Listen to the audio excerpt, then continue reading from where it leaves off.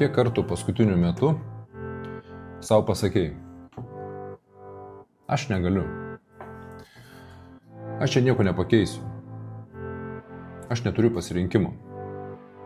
Kiek kartų tokius sakinius panaudojai kaip pasiteisinimą, kad tau nereikėtų pajudinti nei piršto ir kažką savo gyvenime keisti. Didžiulė masė žmonių priprato gyventi aukos pozicijoje, nes tai yra pati patogiausia vieta pasaulyje.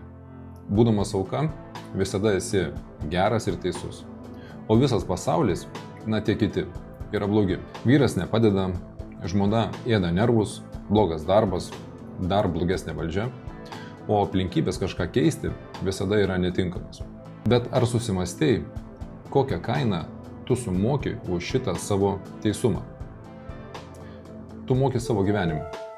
Tu sėdi tame narve ne todėl, kad durys užrakintos, jos atidarytos. Tu sėdi ten, nes tau patogu kažką apkaltinti dėl savo nesėkmių. Nes kol tu turi ką kaltinti, tau nereikia rizikuoti.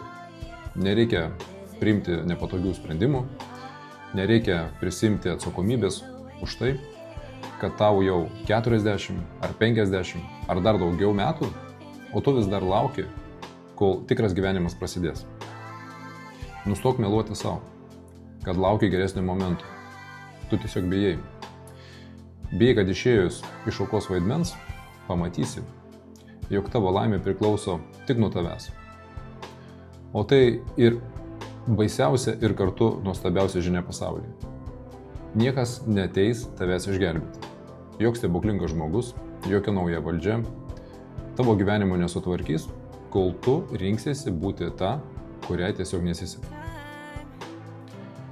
Tavo gyvenimas neturi juodraščių. Tai, ką gyveni dabar, yra viskas, ką tu turi.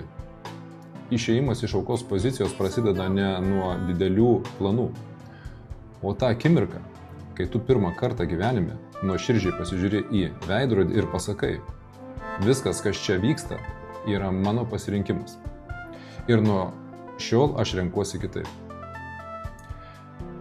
Jeigu šitas video tave suerzino, puiku, vadinasi tavo viduje dar liko gyvybės. Parašyk komentaruose gana, jeigu šiandien yra ta diena, kai tu susigrąžini savo gyvenimą. Ir pasidalink šio video su tuo, kuriam laikas pabusti. Siunčiu tau šviesos.